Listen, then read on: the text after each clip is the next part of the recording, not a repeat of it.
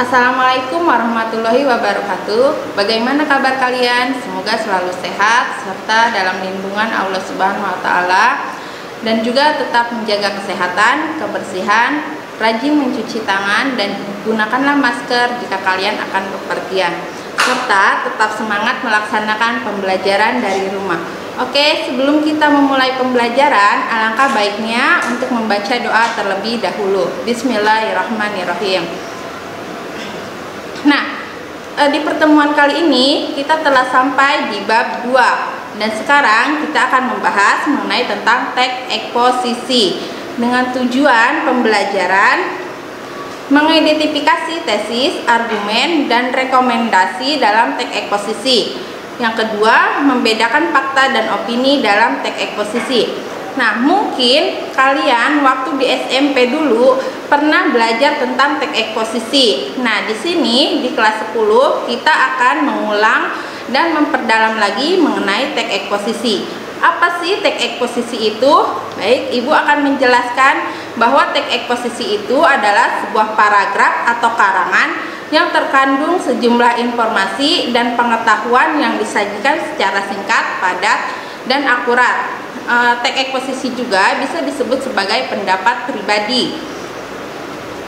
Di Indonesia ini negara yang bebas untuk melakukan pendapat ya, tetapi dengan pendapat yang sopan sesuai dengan etika ya, dan juga menggunakan bahasa Indonesia yang benar. Nah, di sini pendapat, kalian mungkin pernah melakukan yang namanya suatu pendapat. Contohnya seperti kalian ingin menambahkan uang saku atau uang jajan kalian. Nah, kalian di situ pasti berpendapat bahwa penambahan uang saku itu biaya jajan di kantin mungkin lebih mahal. Nah, ongkos untuk ke sekolah mungkin lebih mahal. Nah, itu adalah suatu pendapat.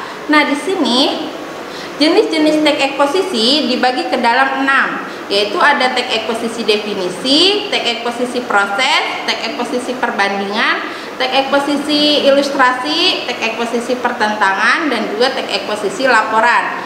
Nah, teks eksposisi definisi yaitu sebuah teks eksposisi yang memaparkan definisi suatu topik. Berarti di sini teks eksposisi ini menjelaskan mengenai suatu topik sesuai dengan definisinya atau sesuai dengan makna ungkapan sebuah definisi tersebut.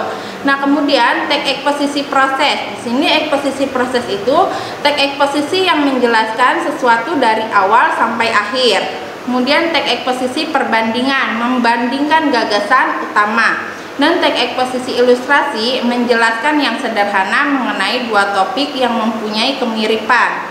Kemudian teks eksposisi pertentangan menjelaskan tentang pertentangan akan satu hal dengan satu hal lainnya. Serta teks eksposisi laporan yaitu berisi laporan dari sebuah penelitian.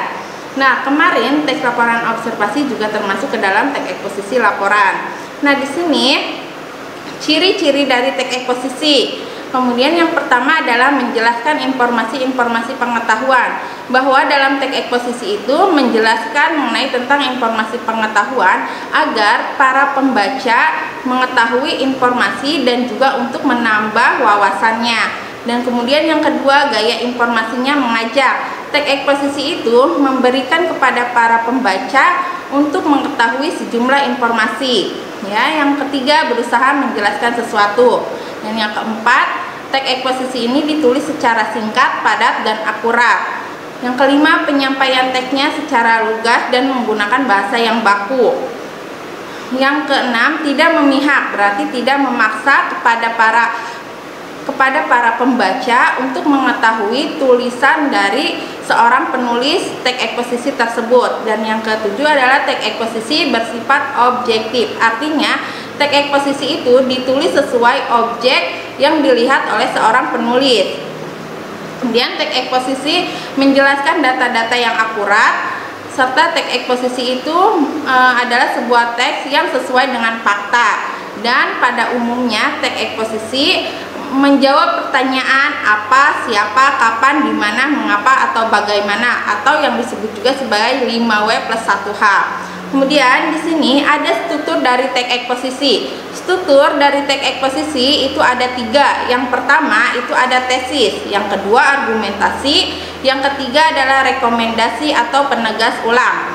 Nah, di sini tesis yaitu bagian awal atau pernyataan umum dari seorang penulis terhadap suatu permasalahan. Biasanya tesis terletak di bagian awal atau paragraf awal ya. Kemudian argumentasi. Argumentasi itu menjelaskan mengenai tentang bagian isi.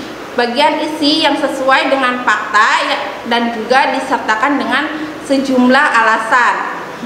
Sejumlah alasan yang secara logis dan sesuai data yang akurat ya. Kemudian rekomendasi atau penegas ulang. Bagian ini adalah bagian akhir yang berisi tentang sebuah kesimpulan. Nah, baik, Ibu akan memberi satu contoh mengenai tentang teks eksposisi dengan judul di Indonesia wajib menggunakan masker.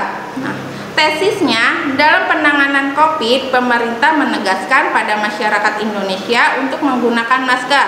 Program penggunaan masker ini sesuai anjuran Organisasi Kesehatan Dunia atau WHO. Nah, itu yang dimaksud sebagai tesis atau pernyataan umum. Kemudian yang keduanya argumentasi, alasannya mengapa harus menggunakan masker.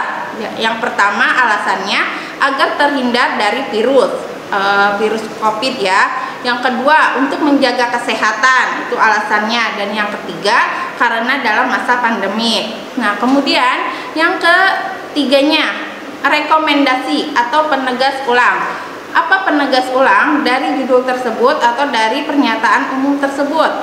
Nah, penegas ulangnya yaitu bahwa penggunaan masker itu harus digunakan untuk mengurangi jumlah penyebaran COVID atau virus. Nah, itu yang dapat Ibu sampaikan. Semoga pembelajaran ini atau video ini bermanfaat bagi kalian. Tetaplah menjaga kesehatan ya, serta tetap semangat dalam melaksanakan pembelajaran.